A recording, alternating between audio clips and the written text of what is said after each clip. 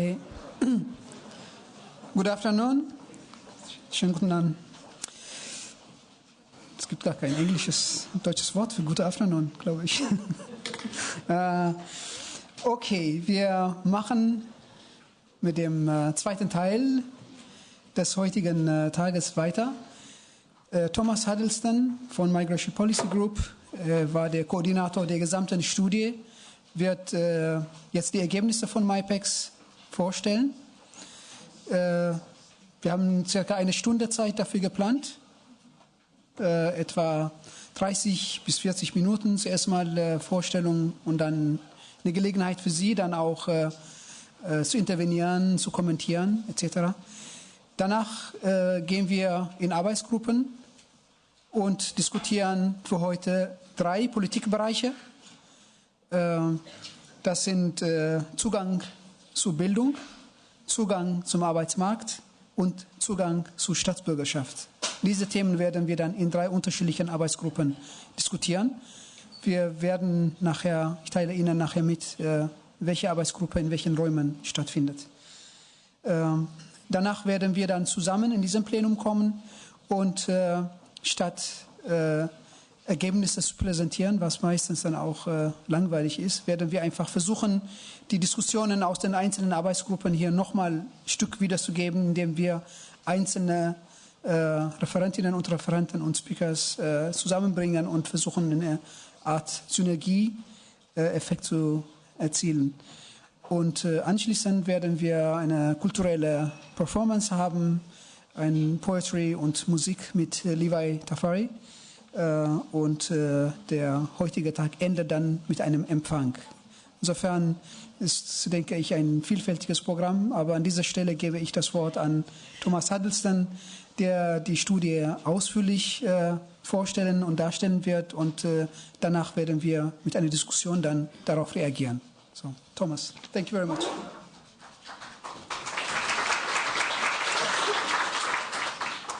Thank you, Mekkonen. Thank you to the Heinrich-Böll-Stiftung, to British Council Germany, to all of our experts. Afternoon, everyone. I don't know how I'm supposed to really make the transition from the very heavy discussions this morning to our focused discussions now on the MIPEX results on policies. I was reflecting on our discussions about identity and loyalty, and I was reflecting on myself, and I realized that I'm wearing a green tie today. And it's not because I'm at the Heinrich-Böll-Stiftung. Does anyone know why?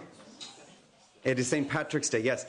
I am celebrating St. Patrick's Day as an Irish American for my great-grandmother who came over from Ireland. So I wonder really what that has to say about my problems with identity and loyalty as well. Because on the one hand, I'm Irish American. On the other hand, I'm a Belgian in waiting. So I'm very worried about what I should do, because normally today, for St. Patrick's Day, I should give a kiss to anyone who's wearing green, and I should pinch anyone who is not wearing green. But my file is still before the Belgian Parliamentary Committee on Naturalization, so I better behave. Well, I think this morning gave us an idea of some of the challenges which many policymakers and people in civil society wrestle with when they think of migration and integration. And they think of those issues when they come to the issues of policies. I think then when you are looking to understand what are the legal obstacles and opportunities that exist, as Hans Ensinger talked about, when you try and look at integration in practice, you can then use MIPEX in order to understand what opportunities and obstacles exist in the law. So in the next hour, I will do half of the time will be dedicated to explaining to you what's in this study. Just to also say that the whole study is actually available on our website, mipex.eu. It's very interactive. You can create your own bars, charts, graphs, maps. You can change the data if you want to see how policies might improve. And you can also download the German translation there. So if you don't have a copy with you now, the MIPEX is there with you all the time on the website. Briefly, to give an overview of what this is, I think that Hans Ensinger gave you a clear indication of also what it is not, which is very helpful, because then you know how you can use it to its fullest extent. we present this as a tool that allows you to analyze, compare, and, if you're in the business of it, improve integration policy. It is not a fully in-depth research study that you would commission for one country, which would take 500 pages. It is a quick reference guide that lets you know where policies exist, where they do not, where legal opportunities exist, where there are obstacles. But at least in that way, it is a public guide which can be shared by everyone who is in the integration debate. And this kind of research is very rare.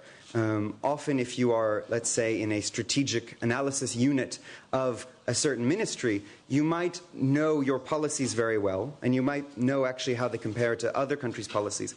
But most of us do not know that very well. And we might know that in one of our domains, as we will see in the breakout sessions, but we don't know actually how it relates to other domains of integration and what links exist between them. So MIPEX is therefore helpful to have as a common public reference tool. The MIPEX scoring tries to answer this central question. Do all residents have equal rights, responsibilities, and opportunities in law in order to help them improve their integration outcomes? This comes from the European objective that you see going back to 1999, the so-called Tempora Presidency conclusions, and have been continued on now in 2009 with the Stockholm program. Let's say its governments have committed to this principle of equal rights, responsibilities, and opportunities at an international level, but of course they pass the legislation at a national level, and they of course implement it also at local levels, where we also see effects of this legislation. So, based on this equal treatment normative framework, we are then able to create a benchmarking of policies and implementing measures across the different countries. So as I said, MIPEX allows us then a public common tool for debate. Because of course you might ask why a country gets a certain score. What was the objective behind that policy? Why did we go down on the MIPEX? Why did we go up on the MIPEX? Really, what was that policy supposed to achieve? Because our policies are supposed to actually achieve things. They're not supposed to just be statements on their own that don't have an effect on integration. So it allows you to ask what objectives were there behind these policies, and then also, well, what progress have we seen in implementing that policy, and what concrete results have come from that policy. We look at 148 policy indicators in this realm. We are not the only people who've created an index of this realm. There have been many smaller indexes that look at one issue or another. They're related, and often their findings are very similar, which is encouraging. What we do is we look in 7 areas where we can clearly identify, as Alistair said, European standards or recommendations that come either from institutions or from civil society, all on the principles of equal opportunities. We look at 7 specific areas. These are the strands which you see in the results. The first one is labor market mobility. Here, the questions are asking whether non-EU legal immigrants and their families have the same access to the labor market, the same security in their employment, the same rights as workers, whether they also have access to general support measures in the labor market, and whether governments are adopting targeted support measures to help meet equal opportunities in the labor market. The second is about the family reunion policies. So here we're asking if non-EU immigrants have the same right to be joined by their families, like, for example, an EU citizen who's moving from one member state to another. Thirdly, I think we've already looked into education. Alistair presented the areas here. Fourthly, political participation asks whether non-EU immigrants have the same opportunities as EU citizens to participate in politics, and whether states encourage immigrants to participate in politics. Fifthly, we look at whether non-EU immigrants have the same access to a long-term residence permit, like one EU citizen moving from a state to another. Sixth, we look at whether immigrants, first generation, and their children who are born in the country are encouraged to become citizens. So we look at naturalization procedures, but we also look at birthright citizenship use solely. And lastly, we look at anti-discrimination policies. So we look to see whether the law outlaws ethnic, racial, religious, and nationality discrimination, and whether also states are working with the public in order to raise awareness about discrimination, adopting positive measures on diversity, and empowering equality bodies to help victims of discrimination. We do this in now all of the EU member states, as well as Norway and Switzerland, which are in a certain way associated states with the European Union, as well as Canada and the United States, who are two traditional countries of immigration that are often taken as models on integration, but without people actually usually knowing what their policies are. How did we do this? We had the normative framework, as I said, on equal treatment. We had the European and international standards that exist that give us an idea of what options exist for national governments when they create policies in these areas. We worked with research partners, like with Alistair, to create the right kinds of questions that were relevant for the different policy options which are discussed in these areas. And then once we had the same questionnaire, we distributed that to national legal experts in each of the countries. They were all independent from government, and they then indicated what policy option best fit their country. They gave some comments as well. And then a second expert of similar qualities did an anonymous peer review of those results. And if there was any discrepancy, they were resolved with the experts through the Migration Policy Group. So we also asked the experts to base their scores on what exists in law and policy as of the 31st of May 2010. This is not the sort of index that asks how hard is it to become a citizen, how easy is it to become a citizen. Such indexes exist and they are frequently used. This index is made so that you can actually drill down to the individual indicators and get a lot of data out of that. Because we ask questions like, well, how many years are required? What opportunities exist in the procedure? How does the law specifically define this or that issue? Now I'm going to walk you through some of the key findings and explain what you can see from them. Now this is the overall aggregation where you take a simple average of the 7 areas. We don't weight one over the other. And again, it gives you an overall impression, I would say, of strengths and weaknesses. It's not the answer, of course, on integration policies. So these countries could score anywhere from between a 0, which would be policies seriously deviating from equal treatment, to a score of 100. Now you see that no country scores a 0, no country scores a 100 either. You can then see on the map that countries that are more towards the light pink or the pink were the ones that were scoring higher, again not 100, and those that are scoring in green or dark green were scoring towards the middle or towards the lower part. So you see the scores for the 3rd edition, which is for 2010, and then you see how that score changed since 2007. For that we had to remove the education strand because that's a new strand. But that way you can see what change has been going on. Now, what do I think is relevant in this map? A few things. First of all, the average European country scores around a 50% out of 100%. So on our index, we call that halfway favorable. You can think of it in other ways. You can think of it also that most countries create as many opportunities for integration as they do obstacles, which I think reflects some of the confusion that we often have when we have these debates, because we're talking about opportunities and obstacles that go together. Also, you can notice which countries tend to score among the higher scoring countries. So we see that traditionally the Nordic countries have used an equal treatment approach when they create their legislation. Also, the North American countries have policies that score as equally welcoming for foreign residents.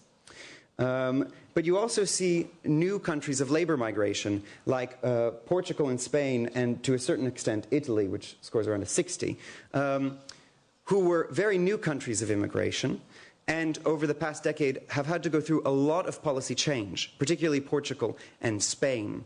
So from this, what we conclude overall is that what explains how well a country scores on the MIPEX is not necessarily its tradition of immigration, how long of an experience it has, but rather whether there has been this sort of political will to work on equal opportunities.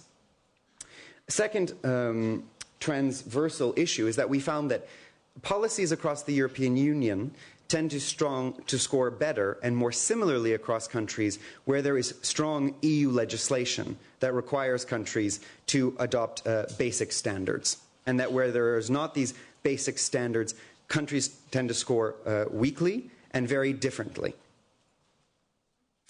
Now, since we looked at 6 of the areas from 2007 to 2010, we were able to measure progress. So here you see the overall results in a scatter plot. The area there are countries that scored above the 50% average or so and have improved their score since then. The countries that are in reverse still scored above 50%, but overall the policies created more obstacles than opportunities since that time. The countries that are catching up still score below the 50%, but have made efforts towards improvement, and the countries that are falling far behind were below 50 and have fallen since. The average country in this study of Europe, and in this case Canada, because the US is new, the average country only increased by 1 point out of 100 points over the past 3 years. So our interpretation of that is that integration policy progress actually happens very slowly. Politicians might give the impression that policies are changing from one day to another, and their discourses might change one day to another. But actually changing policies, getting legal change, is a long process. And that's not even talking about the process of implementing that policy and seeing the effects of that policy. I put up here then the countries where we have international experts today, so that you can get an idea of some of the dynamics in their countries. Now, we do see a good number of countries that haven't changed overall on this global index. For those 3 years on, we see a number which have been rather inactive, which have not adopted any major reforms or improvements. Those would be countries like Switzerland. We also see a number of countries that have been pulled in very opposite directions. Here an interesting case would be the Netherlands, for example, where the government has continued to impose new obstacles to family reunification, but at the time of the MIPEX, the European Court of Justice had intervened and actually said that those obstacles would contravene European legislation. So, in that sense, the Netherlands didn't move anywhere. Another interesting example would be France, where also legislation has been tightening the conditions for family reunification, while on the other hand there's been some more work on anti-discrimination. So we see that governments sometimes move in opposite ways on this index. Now, 6 countries are catching up. These are countries mostly of Central Europe, which have to catch up with the basics that are required in European legislation. So these are countries, for example, which had very weak anti-discrimination provisions, or no anti-discrimination law at all. And they have to have one under EU directives. We see 9 countries which are leading, in the sense that they have continued to improve. Some of them have invested in major reforms over these past 3 years, particularly Greece, which went up 10 points out of the 100 points in the MIPEX, because its citizenship law opened voting rights for immigrants and also seriously reformed citizenship policies, opening the birthright citizenship to the descendants of immigrants and facilitating the naturalization process. Some other countries like Luxembourg and Portugal have also invested in major reforms, but as I said, many countries only made rather small adjustments. And 4 countries went slightly in reverse. Those were Sweden, Italy, Norway, and the United Kingdom. And what countries generally did was they added new conditions for immigrants to become, for example, citizens or to be reunited with their families. And using the equal treatment framework from MIPEX, these results warn that these changes might end up creating obstacles that might in the end delay or discourage integration in practice. And of course, that we have to see in practice. Now, when we saw these changes, we sent out a qualitative questionnaire to our experts to ask, why were these changes made? What was the objective? Was it based on evidence? Are there evaluations foreseen?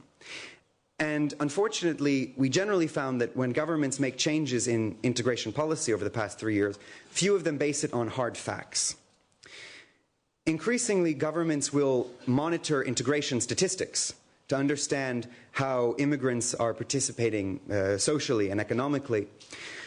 But they don't then evaluate whether their policy has had any effect on those statistics.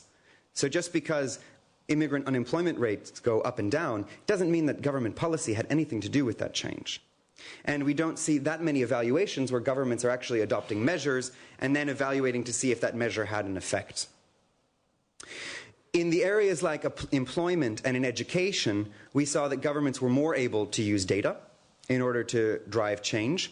But in other areas that might be equally important, or you might say less important or more important, like citizenship, these are areas where often the justification for change is based on an electoral promise, or on elections, or on public perceptions of the issue, but not necessarily a particular experience.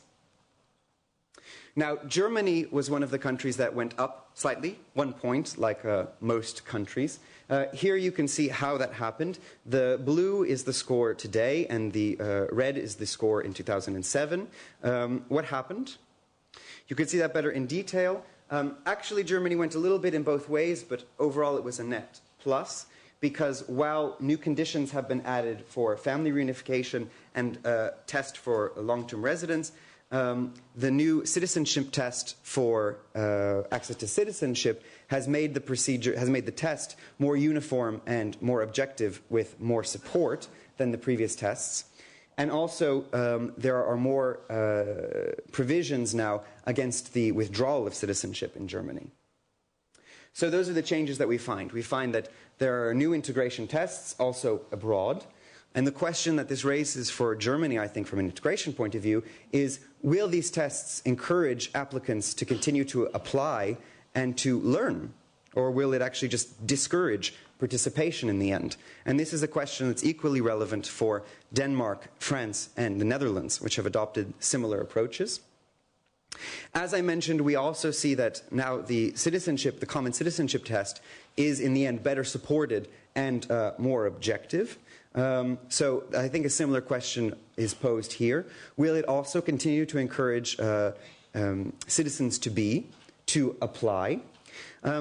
But here I think that you see actually the citizenship test in Germany scores as setting more favorable learning environment than compared to other European countries. And in fact, the citizenship test scores more similarly to the facilitating measures in Portugal or the United States or Canada. And lastly, as I mentioned, there was some action to make citizenship more secure once you acquire citizenship. There are other countries which are going in that direction. Greece, Hungary, and Luxembourg just in the past 3 years. Although there are other countries which are going in the opposite direction, with the argument that by making immigrants less secure, you somehow make society more secure. I'll get to that later. Now, countries score generally around 50%. If we look across the 7 areas, we see that countries tend to score more favorably in certain areas than in other areas. So we call that generally areas of strength and areas of weakness if you look at the policy. So I want to walk through what are the general areas of strength across Europe and North America, and then the areas of weakness. Now, labor market mobility is an area where the average tended to be slightly higher. What we find is that most European countries provide basic security and basic rights for migrant workers who have the right to work. However, if you look at the countries that we're talking about today, many countries are still pretty weak on access, meaning that even if you have the right to work, you don't necessarily have the right to work in all parts of the labor market, and you might be tied to your employer for many years, the years in which you're establishing yourself in the country, and in which you might actually want to be pretty mobile across sectors or across the country.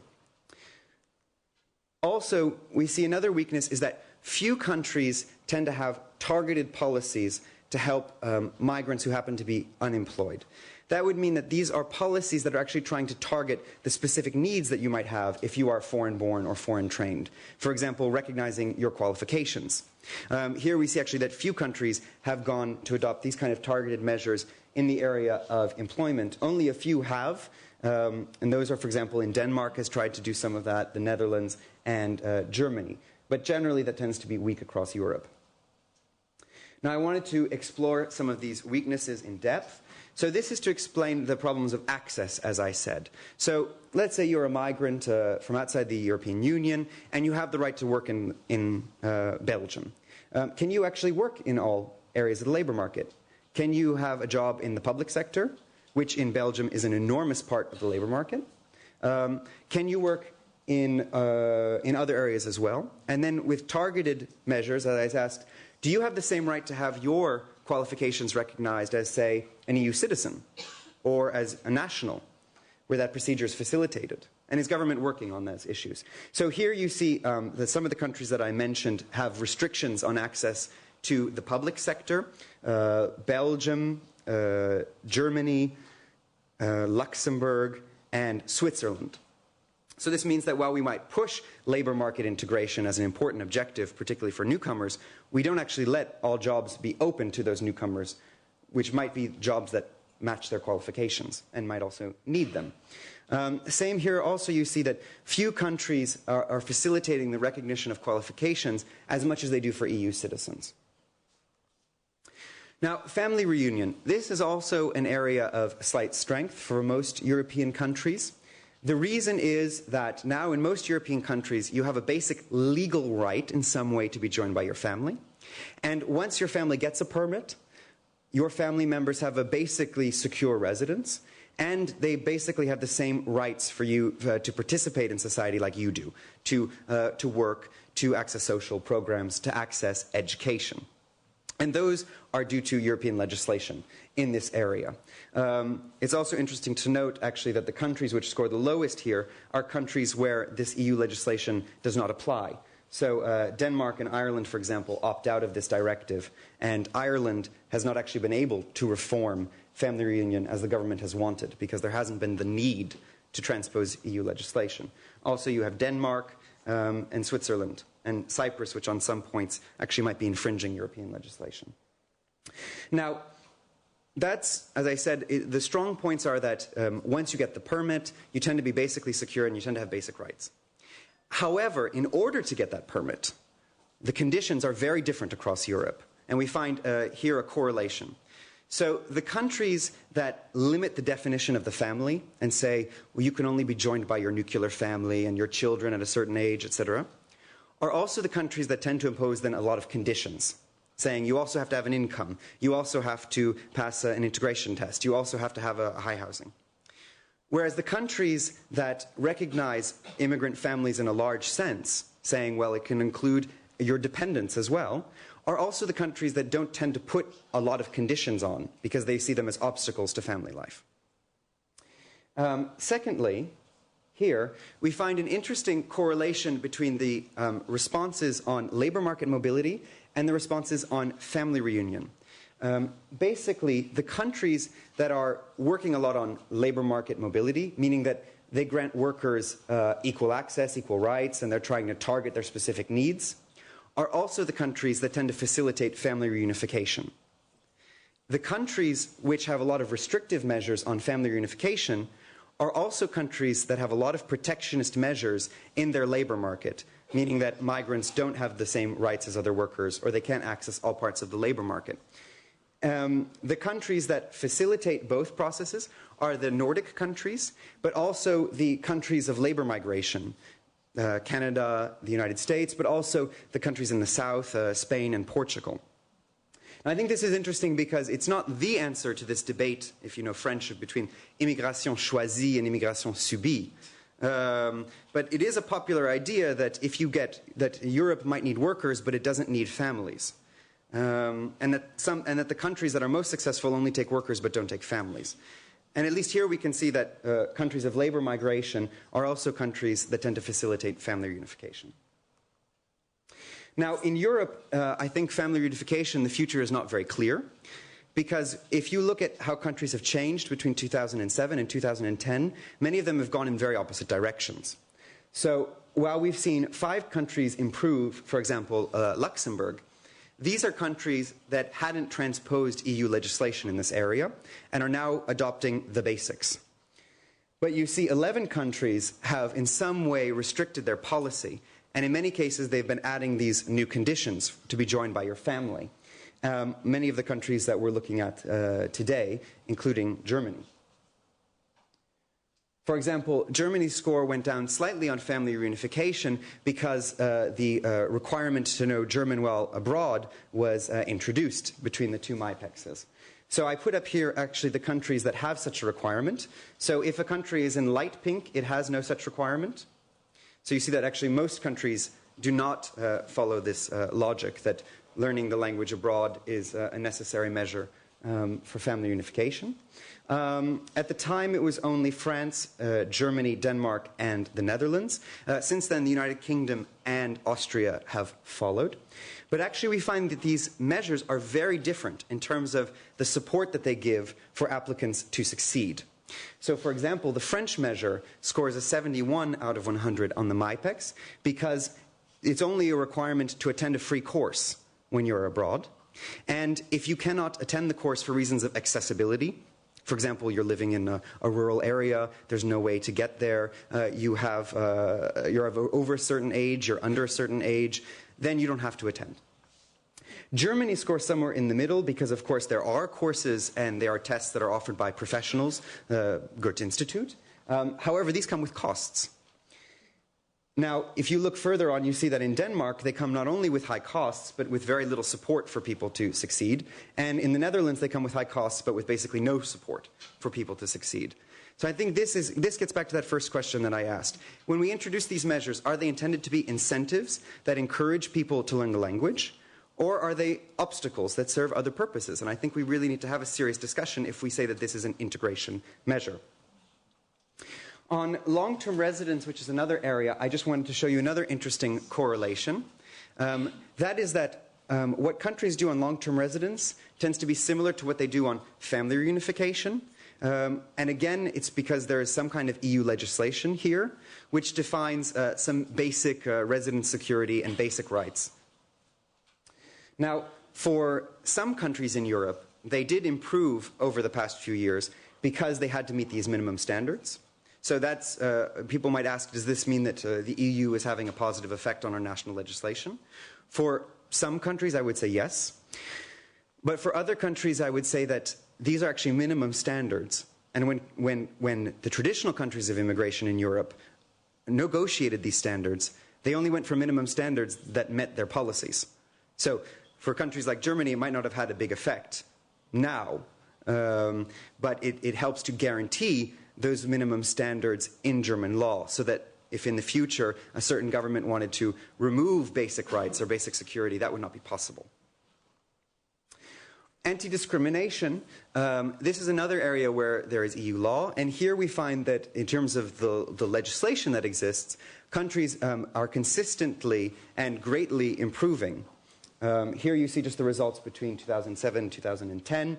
You see that either countries basically stayed the same, or they made slight improvements on the fight against racial, religious, and ethnic discrimination, largely because the European Commission has been very vigilant in arguing that those legal standards need to exist, at least in the legislation.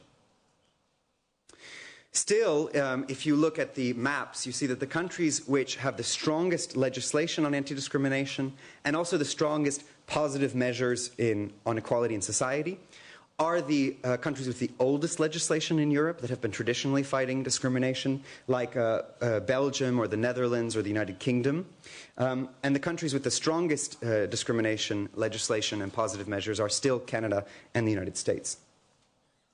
Now, what are the weak points? Here I give you the results again for many of the countries that we're discussing.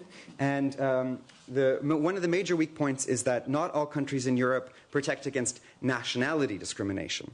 So I cannot discriminate against you because of your ethnic origin, your religion, or your race. But if you happen not to be a citizen, I could use that argument, even if that's not justified, even if there's no legislation that would allow it. It's not explicitly made illegal, which is an important issue if you're talking about countries of immigration, where you have many non-citizens.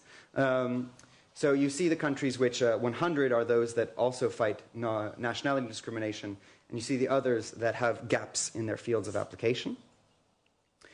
And actually the major weakness that we find is that while you might be able to bring forward a case in court, the positive measures that states take in society to inform victims, to inform the public, are pretty weak across most countries. Here you see then the scores for the countries that we're looking at, and then also the scores for the United Kingdom, the United States, Canada. Many countries have very weak equality bodies and equality policies, particularly Germany. And what this can mean then is that you might have very nice legislation, but actually the weak policies might undermine the actual access to justice that a discrimination victim might have, and might mean that the public is unaware of the legislation that exists in practice. And you might not actually see employers, for example, changing their policies. Now, quickly, the areas of weakness. There are three. One of them is political participation. We find that few migrants actually have opportunities to inform and improve the policies that affect them daily. This is an area where there is interest, renewed interest across the Union. For example, new countries of immigration like Portugal and Spain have opened voting rights, have created consultative bodies, and it's certainly an issue which you see in European-level documents, that it's an important part of the integration strategy. But often to make change here, you need major reform, because these issues of political participation touch on constitutions, touch at very sensitive political issues. And if there isn't the political will to invest in that major reform, then there isn't major change. For example, Greece was the only country in the last 3 years that made any major effort here. And again, it was because of a new government. So why do we say it's generally a weakness? Here again you see the scores for all of the countries. First to note is that there's a major difference between the EU 15, which are, let's say, the quote-unquote old countries of immigration, but are also old member states, but these are also the countries of major countries of immigration in Europe. There's a big difference between them and the Central European countries, who often do have more recent experiences of immigration, and often also their own issues around national minorities and borders, which come into play. But here you see that some countries are more weak and more strong. I just took two of the areas, the right to vote for non-EU citizens, and also whether consultative bodies exist of immigrants. So we still see that only half of the EU countries have opened some form of non-EU voting rights. And also we see that there are consultative bodies of immigrants in several countries. But these bodies often have too weak powers and are often not actually independent enough from government, which can make you ask if they can actually serve the purpose of giving immigrants voice. And indeed, if we look longitudinally, just in the past while, we've seen that these kind of consultative bodies often come and they go when governments have an interest in creating these bodies. So a new one was created in Lisbon, but then in Copenhagen, the body was closed. In Antwerp, the body was closed. Access to nationality is another general area of weakness, although we see here trends towards reform in many European countries. So when many European countries transform and recognize, let's say, this transformation from being a country of emigration to being a country of immigration, citizenship policies are often a key issue to address. And we have seen just in the past decade, for example, many European countries making reforms. First of all, and here we are in Germany, where the 1999 reform was very important for the recognition that Germany was a country of immigration. But we've also seen similar reforms in Belgium, Sweden, Portugal, Finland, and most recently Luxembourg and Greece. And these are all, you see them, these are countries that tend to score a bit higher. Also, you see that the traditional countries of immigration tend to score as particularly favorable for encouraging new citizens. Now, there is a link between that. The reforming countries, what they tend to do is they tend to adopt the basic principles that you see in countries like Canada and the United States, but also the countries that have had traditionally inclusive citizenship laws like the United Kingdom, Ireland, and France. and that is that they shorten the residence period for the first generation to around 3 to 7 years. They create some form of jus soli, some form of birthright citizenship for the children who are born in the country. And they also tend to create dual nationality for all citizens.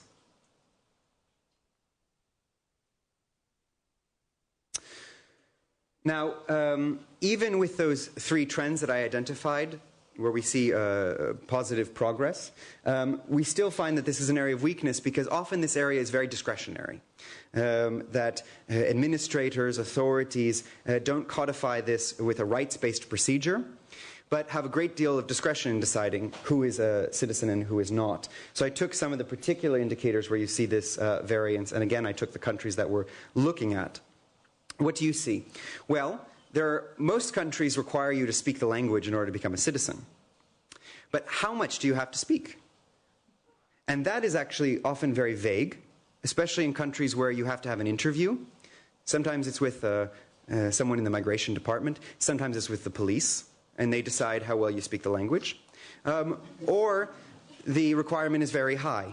Don't laugh, because I'm in Belgium and I had to speak to my local officer and prove that I spoke French, German, and Dutch. Now, also, I think related to that is that there's not often the support to pass these kinds of assessments. We don't see free courses, free study guides in all countries. Half of the countries that we are looking at still make citizenship for foreigners conditional upon them having a certain income, or having a job, or being able to pay high fees, which I think in some way can be worrying from a democratic point of view if we look at how we think of citizenship today. Only 10 countries actually try and limit the discretion that authorities have in this area. Those 10 countries basically say, well, if you meet the conditions, then you have the right to become a citizen. It's pretty clear. Germany is one of those countries. But many countries say, well, even if you meet the conditions, we still have some wiggle room to decide if you should become a citizen. And even though I said 18 countries tolerate dual nationality, there are still some holdouts in Europe which have not been able to open dual nationality for all. For example, the Netherlands, Germany, Denmark, even though they often have to make many exceptions because in a certain way dual nationality is becoming easier to regulate and harder to avoid in today's world. To link these two together, actually, we find that there tends to be a correlation between political participation and access to nationality policies. That is, the countries that facilitate citizenship tend to also be the countries that open some forms of political rights to immigrants before they naturalize. Could be at the local level, it could be with consultative bodies. And that actually, on the other side, the governments that, let's say, are only democratically accountable to their citizens make it harder to become one. There is a link between the two. For example, let's take Belgium, which did facilitate citizenship in 2000, as Han Ensinger said, and then in 2006 also opened up voting rights. And you tend to see that in most of the countries, that how they score on citizenship is also related to how they score on political participation. Last area of weakness is education, the new area in MIPEX. To explain the scores, what we basically see is that if you are a newcomer child, right, and you have any kind of status, you might not even have a status, in most countries you have the right to access compulsory education. And in actually half the countries that we're looking at, you have the right to access all levels of education. And you might be able to access then, of course, the general support that exists for socially disadvantaged families. But if you have particular needs, for example, not just learning the language, but also as a newcomer catching up in class, or some of the aspects of institutional disadvantage that Alistair spoke about, there are very few legal entitlements in this area. And actually a lot of discretion then is left to schools to decide whether they adopt measures or whether they do or whether they don't. Which of course can mean whether they have financing and whether they don't have financing, or whether the headmaster is interested in it or whether the headmaster is not interested in it. So we don't find that in many countries a newcomer might not get the support that they need throughout their educational career and in all parts of the countries. Now, the countries that tend to score well here are the Nordic countries, which tend to use an approach of mainstreaming. So it's not actually about migrant children, it's about all children. And they ask whether all children are getting their specific needs met in school. And so if migrant children tend to have other sets of specific needs, you design general measures to support them, and you also design targeted measures to support them. The United States also tends to score relatively high, but it is mostly focused on targeting the needs of migrant pupils and minority pupils. And also Canada tends to score pretty well here because of their multiculturalism policy, which is again not targeted at migrants per se, but it's actually also about teaching diversity in schools, as well as addressing migrant students' particular needs. So I think I went through those points. Yeah. To say a couple others, we don't just look at migrant pupils as people with needs, but also people who bring knowledge to societies, as Alistair was saying, that there are new opportunities that come with immigrant pupils. And we don't find as well that many countries have also tried to take advantage of those new opportunities. So while most countries have some kind of mechanism to support immigrant languages, they don't tend to, for example, make it available to all students. Also, few countries have systems to diversify their teaching staff or to diversify their schools, which can lead to these issues that we're often familiar about talking about school segregation. And lastly, we see that there's often uneven support for intercultural education. It might exist in the curriculum, but then actually the state is not doing very much to encourage teachers to take up this curriculum and to guarantee that all children are learning how to live together in a diverse society. So this is where I'd like to end. MIPEX reveals some of these common strengths and weaknesses across Europe. It also reveals points of divergence, where in the past 3 years we see countries going in very different ways. And I think it's extremely relevant because it identifies where are our debates on integration at the moment. So firstly, we see in MIPEX that countries are increasingly placing new conditions on immigrants. And that's often what we hear about in the news. You have to speak the language, you have to have a job. Those are the discussions, and those often change policies.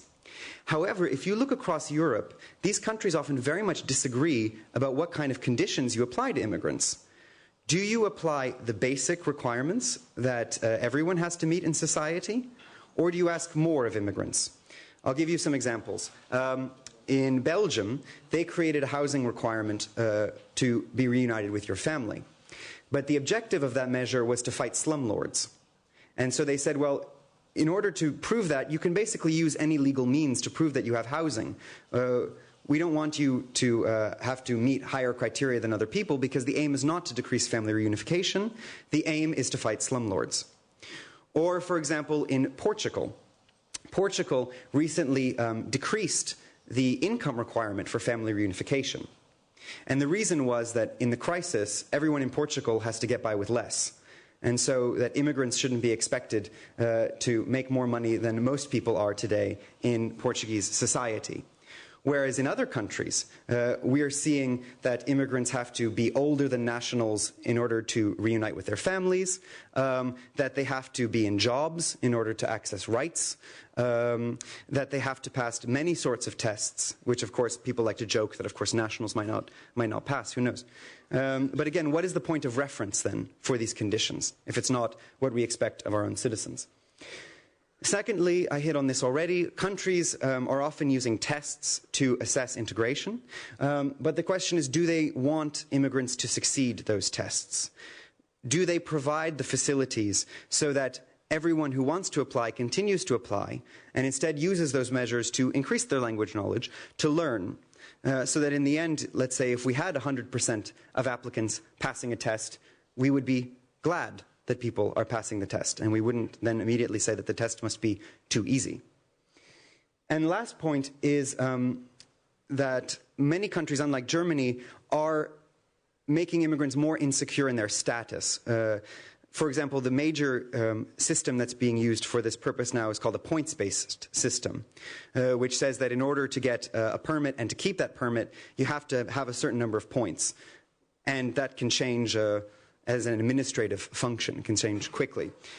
Or we're also seeing countries that are introducing new reasons to take away immigrants' citizenship, those who are naturalized, or take away long-term residence, because of issues of criminality or of security that are invoked. But I think this raises an important question then. If we make immigrants more insecure in their status, what effect does that have? Does that make society more secure and to make it more integrated? It might, or it might make it less integrated or less secure. And I think this is a real point of debate that you see then, politically speaking, when we talk about integration. So now with the time left, which is not that much, I think we are open for questions.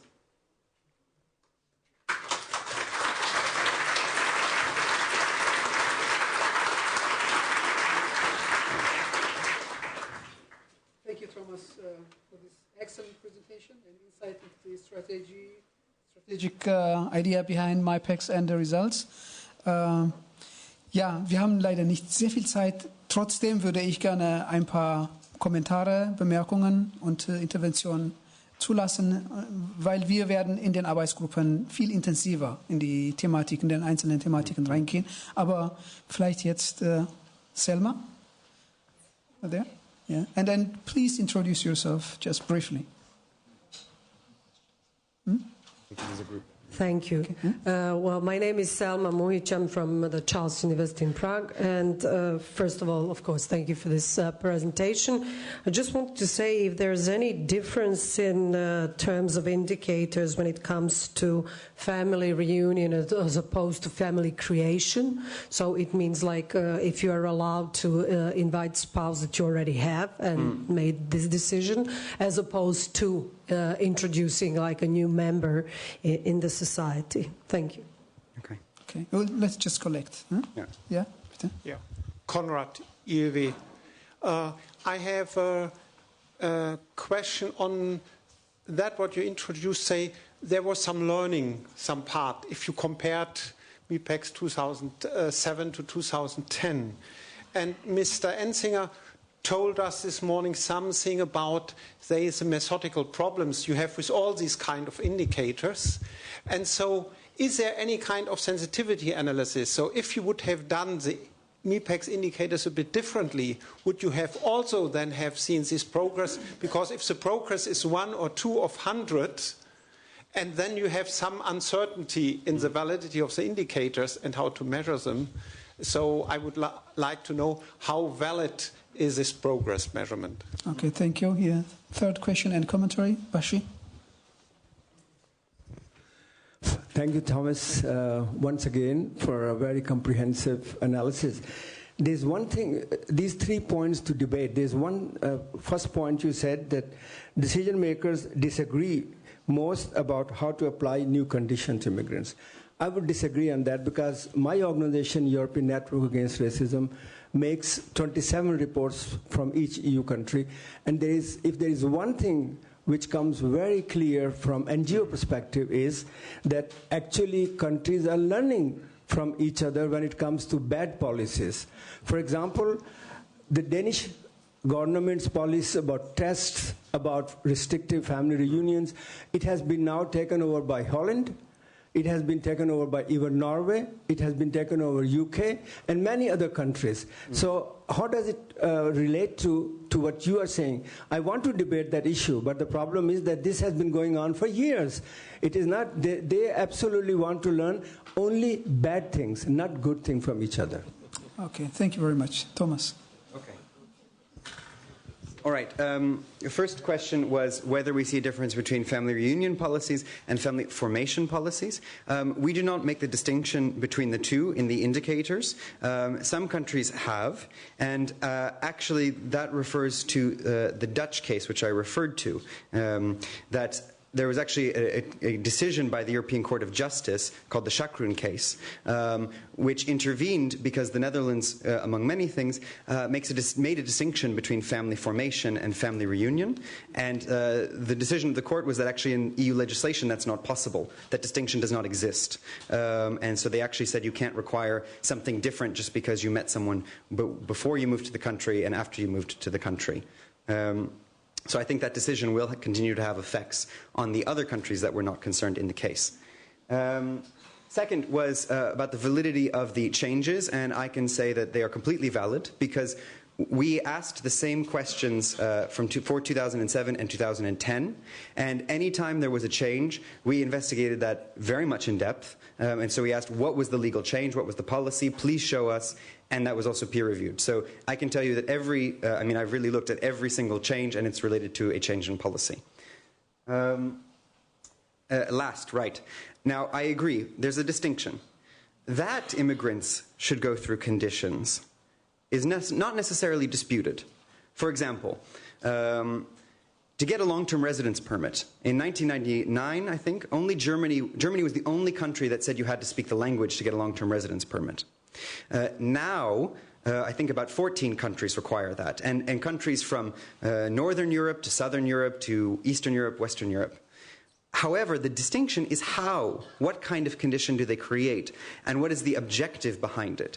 Because in these measures, they have to, in some way, serve an integration objective, a certain integration purpose. And if not, they could be challenged in national courts and also in European courts. For serving other purposes. And that's where we need this kind of public debate on what is the objective. I'll give you an example. I think now 8 countries say that if you want to be reunited with your spouse, you have to be older than 18, which is, let's say, the legal age to marry. Now, what justification is there for that unequal treatment? Most of the countries say that this is a measure intended to fight forced marriages, because once you become 21, you have more independence, you have gone to university, you're more able to resist the pressure of your family, etc. That might be so. But then we have to ask the next step questions. If that's a nice objective, but is this really proportionate?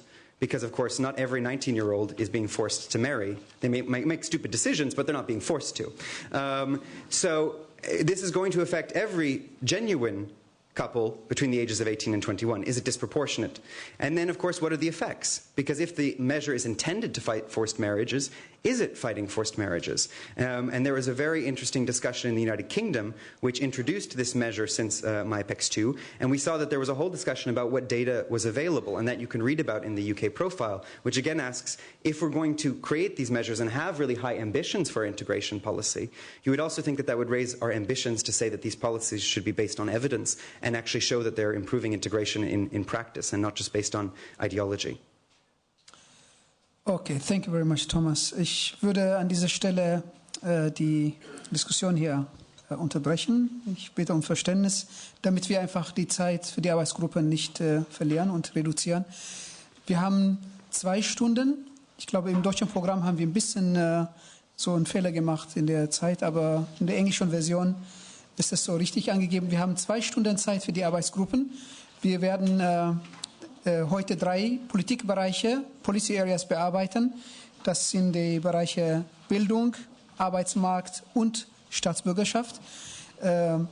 Die Arbeitsgruppe Bildung bleibt hier in diesem Raum. Weil wir hier bleiben, haben wir auch die Möglichkeit, simultan zu übersetzen. Also wir nutzen diese Infrastruktur. In den anderen Arbeitsräumen haben wir das leider nicht aus technischen Gründen, deswegen bitte ich um Verständnis. Die andere Arbeitsgruppe Arbeitsmarkt ist hinten auf der linken Seite, also von Ihnen aus gesehen, wenn Sie rausgehen, direkt gegenüber, da ist die Arbeitsgruppe, ist alles beschriftet, Arbeitsmarkt. Und die dritte Arbeitsgruppe ist Staatsbürgerschaft, das ist auf dieser Seite, am Ende auf der anderen Seite. So, wir haben 2 Stunden und um 17 Uhr gehen Sie dann oder sind Sie zur Pause entlassen, Kaffee und Kuchen und etc. So, gutes Gelingen und viel Spaß bei den Arbeitsgruppen.